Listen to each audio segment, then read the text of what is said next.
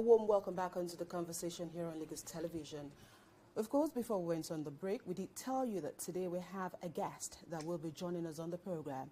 And it's a pleasure here today to have join us on the program the country director of the British Council Nigeria. But before we announce our guest today, let me quickly do a brief introduction about our guest. Today, she is the country director Nigeria and director West Africa, British Council. She is accountable for strategic leadership of the British Council's largest operation in sub-Saharan Africa. She graduated from the University of Bradford, where she studied politics and French and studied political science. I'm not going to murder this institution. I bet she will tell you where that is when she comes on set. Okay, briefly said about Lucy. She's here today. Of course, she's been in Nigeria for quite a while. But of course, she'll be exiting Nigeria a few weeks from now. And Lucy on the program today will tell us all about her sojourn, not only in Nigeria, but also at the British Council here in Nigeria. Join us this morning as we welcome Lucy Pearson. Lucy, thank you for being here on the program.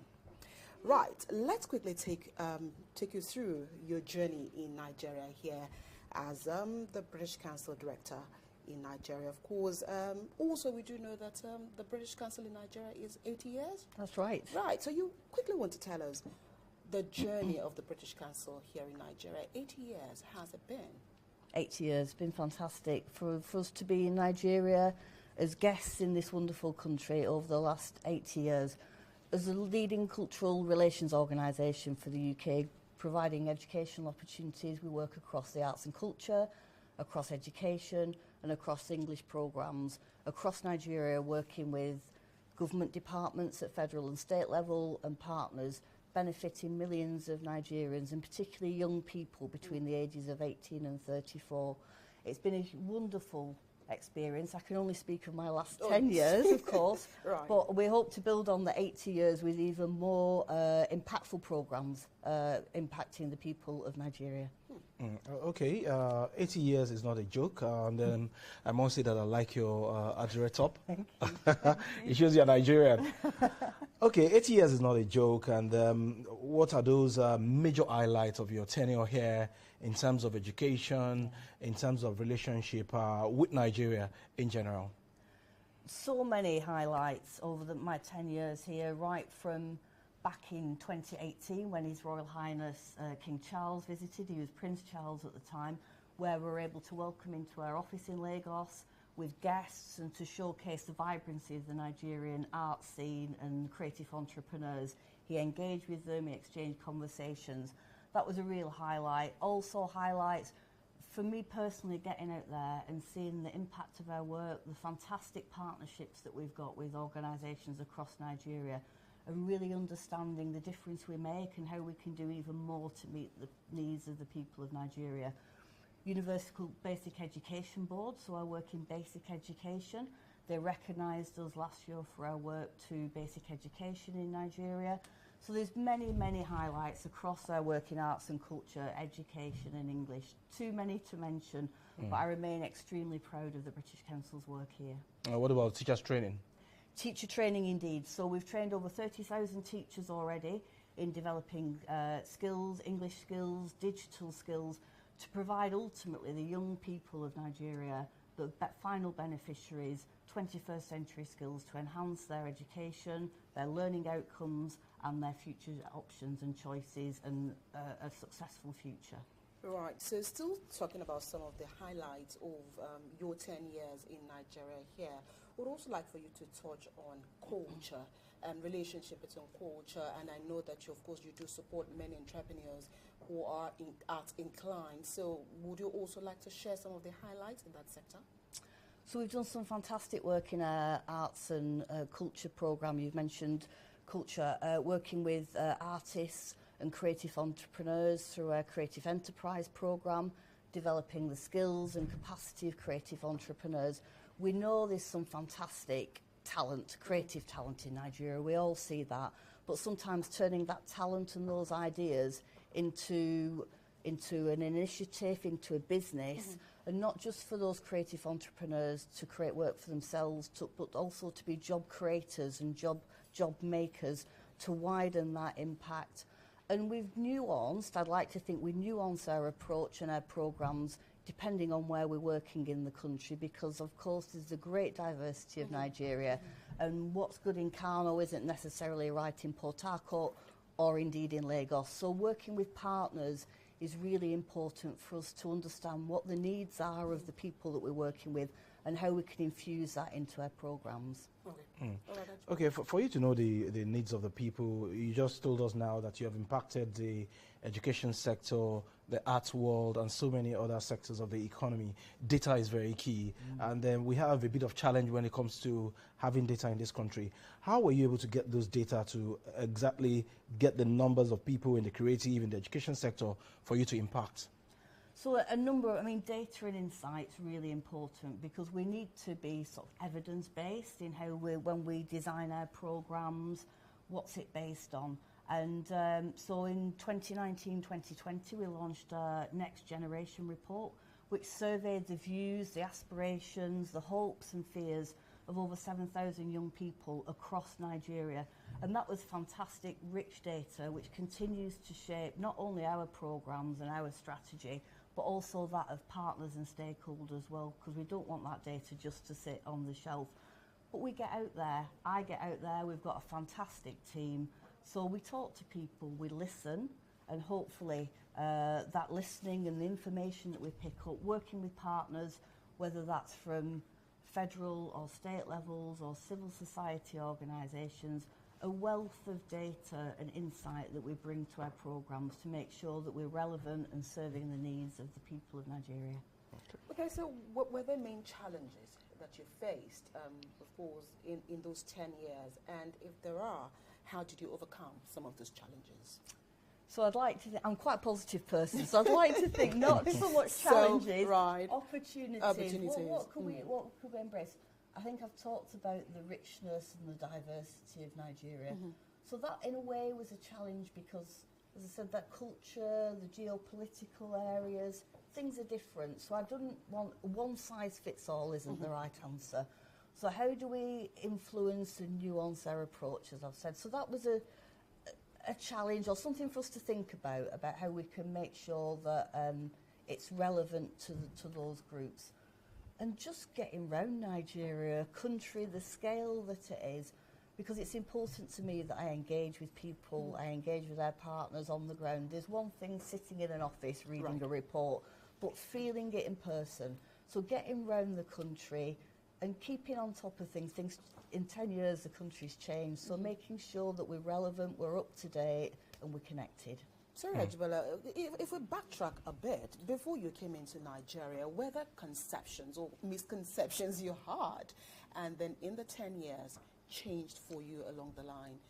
Did you see Nigeria in another light before coming in here, and what changed when you got here? So I was really fortunate that I came to Nigeria for the first time in 1998, so I'd already had a little flavour of the country, which, if I'm honest, really sparked my appetite and interest to come back. Absolutely. So when I was fortunate enough to come back in 2014, with some trepidation, because it was a big job in a big country, I put aside what I may have read in the news, because I don't think that gives a fair reflection of this wonderful, wonderful country.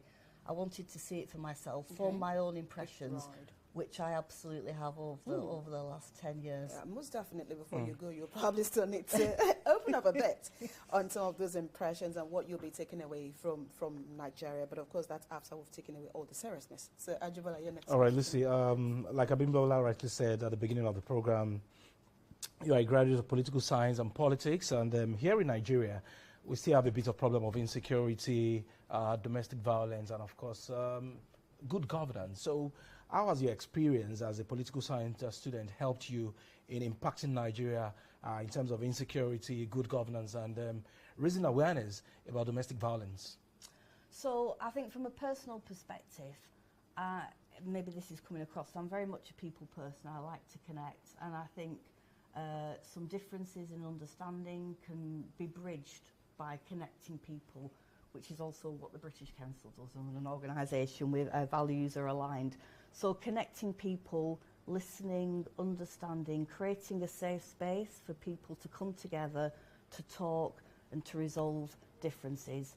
And we've done this a lot through our programmes in Nigeria. We've worked with some conflict-afflicted states to build peaceful resolutions to some challenges.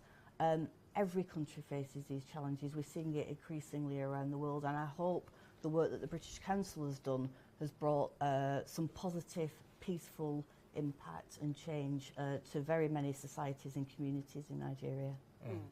British Council, 80 years in Nigeria, but of course you've been here 10 years. What were some of those things you brought with you that has impacted the council itself in terms of deliverables to Nigerians? So I mentioned British Council being values-based. I'm a values-based person, and the British Council, if I can take a kind of inside and going out example. So we focus very much on equality, diversity and inclusion. People are at the heart of what we do. So in terms of our work in the British Council internally, very much treating people equally, fairly. Everybody has a voice, everybody's voice should be heard, and that then infuses through into our work and our programmes. I brought in recently, a few years ago, an internship scheme. So every year we take on 10 interns for a period of between 6 and 12 months. Okay. Half of those interns are people living with disabilities, because we want to give everybody a chance of experience working for an international organisation and skills to help them forge their path in the future. Okay, was there criteria for the internship? Mainly around potential and enthusiasm, and somebody who's going to soak it all up, take on the experience and turn that into opportunities for the future. We're about to launch it again soon, so if people are interested, keep an eye on our socials. Oh, okay, all right. Okay, during your 10 years in Nigeria here, are there specific initiative or project that you initiated during your time that will remain unforgettable in your mind? Wow. Many. So let me start with an arts example. So we created the Lagos Theatre Festival, a fantastic event. I've been many times myself to Freedom Park. And again, that was about working with artists and creatives, from producers to directors to script writers, to develop their capacity, put on the Lagos Theatre Festival, which was recognised once as one of the leading festivals in the world. So LTF was a really memorable moment.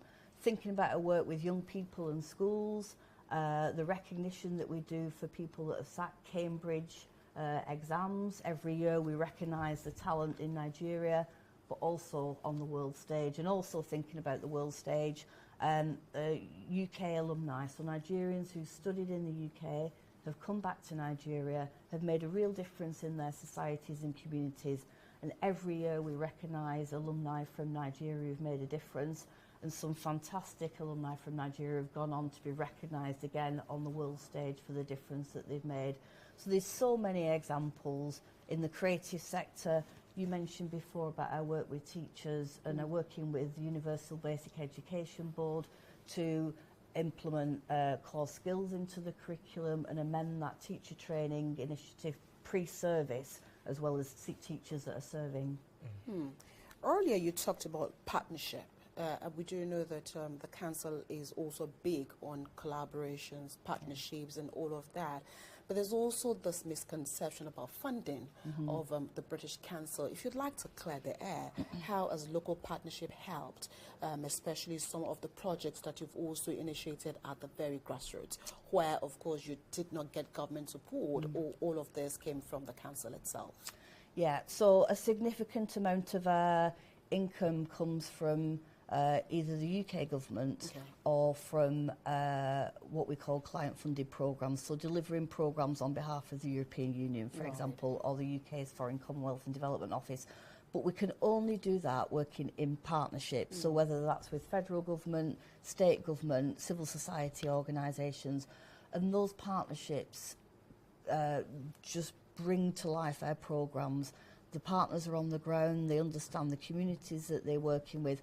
And it's not, partnerships isn't always about money, it's about reach, it's about impact. Sometimes it's about leveraging on a brand. Okay. But working in partners, really for me, it's about building that mutuality, that trust, and working together to deliver those sustainable programs. And I say sustainability because we can't continue to do everything everywhere. So if we work in partnership, we're building capacity of partners and beneficiaries, and some of that work can continue. Lagos Theatre Festival is a good example. Okay. We step back, but that work continues. Right, but do you choose your partners? Do you choose your collaborators? Or it's open and anyone can wish to collaborate? Yeah, so we do choose, but a bit like the internship scheme, we've got criteria. One of those criteria are organisations that share our values. Of course, Okay. we have to do due diligence.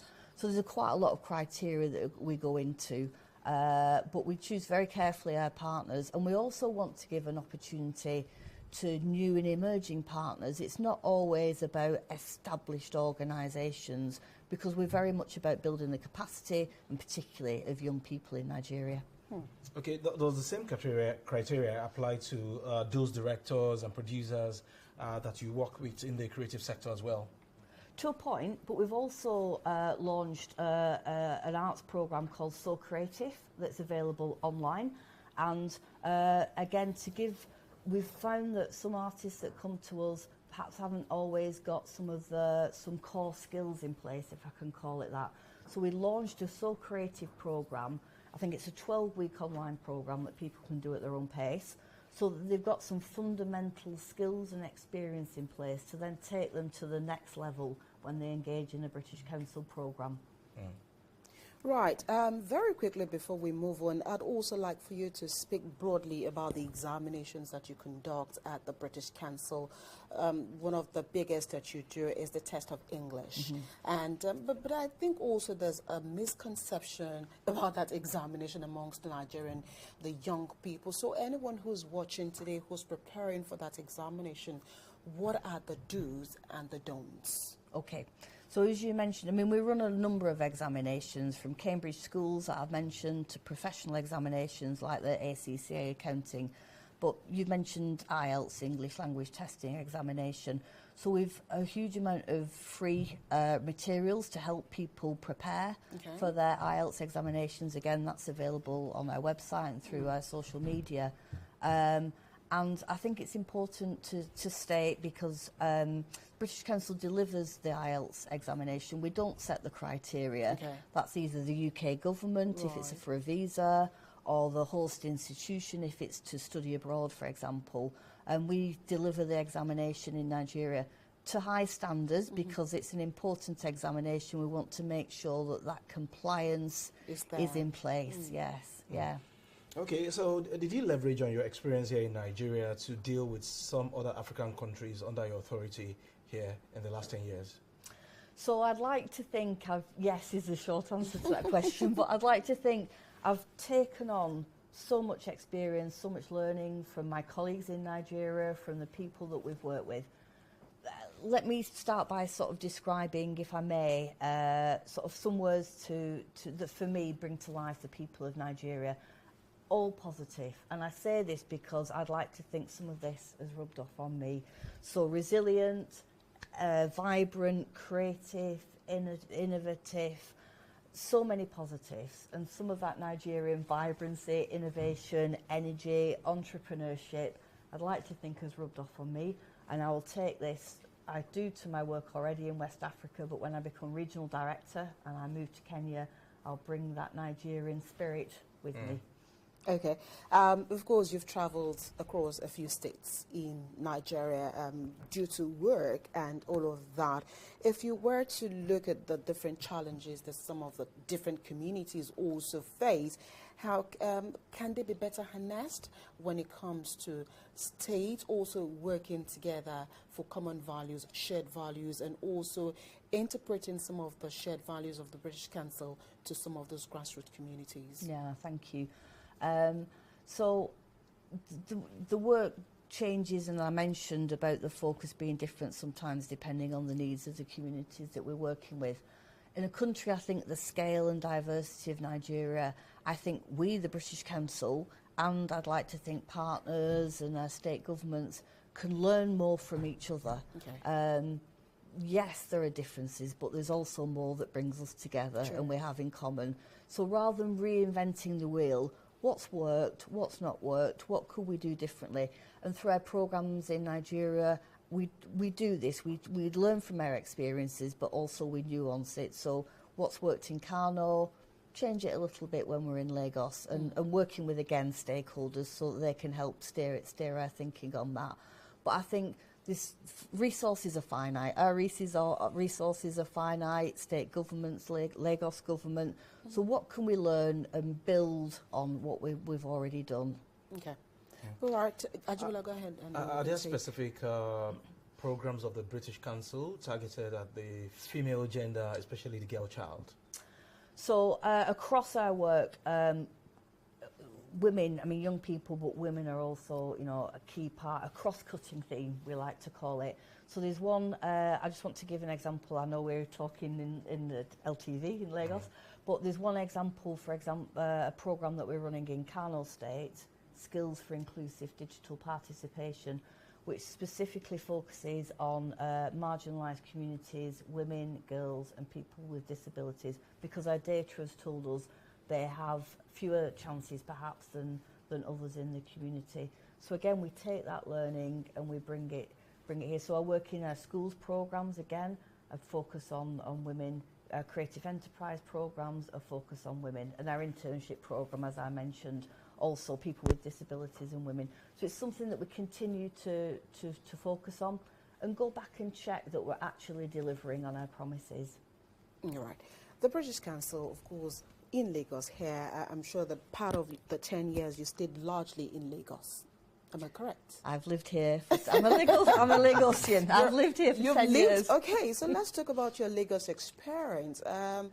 What makes Lagos thick for you? What is it about Lagos that you probably will not forget in a hurry? Wow. I think it's just the vibrancy and the energy, the vibe, the hustle, I just look, and the creative scene. And I say this personally, you know, from going to Freedom, just the arts and the creative scene and the pop-ups, and I've seen that grow in the 10 years here, and I think to have that on our doorstep is such a privilege, and how we've seen the Nigerian and the Lagos creative scene to the world, you know, particularly with music, but also with film, with fashion. I think to have that on our doorstep in Lagos is an absolute privilege. Okay, Lucy, let's talk about local food. Is there any particular local food that you like, music, movies that you can never forget? Where to start and stop? Everything from... I mean, I've had to get the pepe sauce. I've had to build up my resistance to some of the spice. But everything from amala to suya. I've got to say jollof rice, though. And my friends across West Africa are not going to thank me for this. But, of course, Nigerian jollof with the smokiness that comes through. But if you've got a recipe for me, because I've not mastered cooking it yet. What about music? Everything. What Burna Boy, D'banj, Davido, Thames. I've got a Spotify playlist, and my Nigerian playlist is coming with me. Oh, I wish we could have played music for you to dance here today, but unfortunately we cannot do that. But of course, you've talked about your... when you came in, Jabala saw your adire. How much of this are you also big on when it comes to the local fabrics? I love it. I absolutely love it. I think I love that rich culture, the heritage, the story that comes through with the fashion, as well as supporting creatives and entrepreneurs personally through our work. But I'm proud to be Nigerian and to wear this, and it's fantastic. I think the fashion is wonderful. I'm taking my suitcase is full. Okay. Lucy, sometimes do you also enjoy the traffic of Lagos? No. The wahala of the traffic of Lagos. Maybe I won't miss that too much. But so, how much of the local language have you also picked? You just said wahala. So, any other Yoruba word you've picked, or any other local parlance that you've picked that, you know, from time to time you get carried away and you say, you know, just latch on that? So I think my favourite phrase is no wahala. Being a positive person. But I love the greetings. How far? I day fine. Yeah, I love. But I've tended to pick up a little bit more pidgin because I think if I focused on Yoruba, then I'm excluding the other main languages. So something more common. Yes, that that everybody unites. can resonate with. And so the pidgin. So how far now? How far? I day. So Right. What are your major takeaways from Nigeria in the last 10 years that you'll never forget and they'll keep coming to you all the time? So I think the culture, the music, the fashion, the resilience, the entrepreneurship, the vibrancy, everything that I've talked about already, which boils down to the people. The people of Nigeria, the warmth, the fun we've had through our work with our colleagues across Nigeria. Last week I told Nigeria, it's quite emotional, but I told Nigeria I went to our offices in Kano, Port Harcourt, Abuja, and then we had the grand finale in Lagos. The fun, the laughter, the dancing, yeah. So I take all of that with me, but it's the people that come with me to Kenya. Right. So, of course, your profile by October 2024, you would have been with the British Council for 29 years, and 29 of those years you spent in Nigeria, and now you're moving on to Kenya. Correct? That's right. And so you will be the West Africa countries operation. And so, what are some of those things that I know you mentioned a few earlier in Nigeria that you've learned? Leadership, personality. You're moving to another African country. Will any of those things you've learned here, will they work for you in any way? I hope so. So I moved to Kenya in about 10 days' time. You've been emotional already. I know. You see, you make me cry. Oh, no, it's happiness. Oh, okay. So I moved to Kenya in 10 days' time as Regional Director of Sub-Saharan Africa. So 19 countries that we're physically present in come under my leadership. Dozen more countries that we work cross borders. And I think that in those 10 years, my experiences, what I've learned, some things, of course, that I've got wrong, that I've learned from, will come with me. And I think that's really about connecting, listening, really understanding the culture, what makes people tick, how to get the best out of people. And I'll take that with me. And no, it'll be a bit different in Kenya or Uganda but I'll take that with me, and I think connecting, building trust, but ultimately it's about those people-to-people relationships. And I think if you can build a relationship with people, so much positive comes from that. Okay, your success story in Nigeria for the past 10 years couldn't have been achieved alone. Would you describe the competence level of those Nigerians that worked with you? Wow. Honestly, I'm privileged to be here, and I'm privileged to have a fabulous team. We've seen a few examples. We've seen colleagues from the British Council in Nigeria go on to take senior roles in the organisation, whether that's in the region, in sub-Saharan Africa, or at a global level. We've had an unprecedented rise of colleagues from Nigeria in the British Council, disproportionate, I think, to the number of people we've got and compared to other countries that we operate in. And again, I think it's that drive, that resilience that pushes people forward. But the fun, as well, of course, some brilliant experience and skills that people have. But I think that Nigerian resilience and spirit really helps push people forward. And I'm absolutely delighted that our colleagues have that talent is recognised on the British Council world stage. Okay, so at least maybe 2 of them are here. They won't hear this. So if you have the opportunity to say something to the team you've worked with, the people you've worked with at the British Council, what would you miss most about them? I'll miss everybody. I'll miss all our colleagues across our 4 offices. I'll miss just the diligence, the hard work, but the creativity and themselves. They bring themselves to the work. We work together as a really strong team, and I'll miss everybody for the individuality and the experience and the thought that they bring. So your sons, are they moving to Kenya with you? Wow. So, yes. So my son has finished school. He was at Lagos. He was at school here. My daughter was also at school in Lagos. She's now at university in the UK. Okay. But my son's wound up school and he's coming to Kenya with us. And he sent me messages in the UK at the moment. And he said, okay, Mum, when you pack the suitcase, bring some suya. Oh. So I've got my Nigeria shopping list for him to take to Nairobi. Oh, okay. All right. Jibala, any more questions from you? I just wanted to ask you that, okay, now that you're leaving Nigeria, do you plan to be coming from time to time to come and feel the vibe again? Yes, so I will be back. I'll be back. So I'm certainly coming back at the end of November. So we're going to host a ministerial education conference, Going Global 2024. So I'll be back at the end of November. But Nigeria remains a super priority country for the British Council. It's the largest operation in sub-Saharan Africa. It's a priority country for us, one of 5 priority countries across the world. So I will absolutely be back. It's my home. I'll be coming back to Lagos and I look forward to coming back to Nigeria. All right. Thank you. All right, your final words for the Nigerian government, the government of Lagos. I mean, Lagos is your landlord, however you want to look at it. So what are some of those things that you wish when you come back to Lagos or Nigeria, there are things that, you know, could be better? So I mentioned the focus of the British Council on young people, and particularly for us 18 to 34. I think that focus on, they're our next generation. I think that focus on young people, increasingly young people having voice, agency, that voice being heard, and those aspirations being addressed and put into effect. Young people are our future in Nigeria and across the world, and I think for them to have the focus and the airtime that they deserve, I'd like to see that happening even more in this wonderful country. All right, thank you so much, Lucy, for finding time to be here. We appreciate it, and we wish you the very best as you go to Kenya. Thank you so much.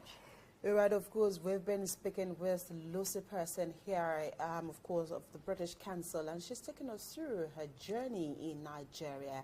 We do hope that when next Lucy is in Nigeria, we'll catch a glimpse of her. We'll take a quick break. The conversation returns shortly.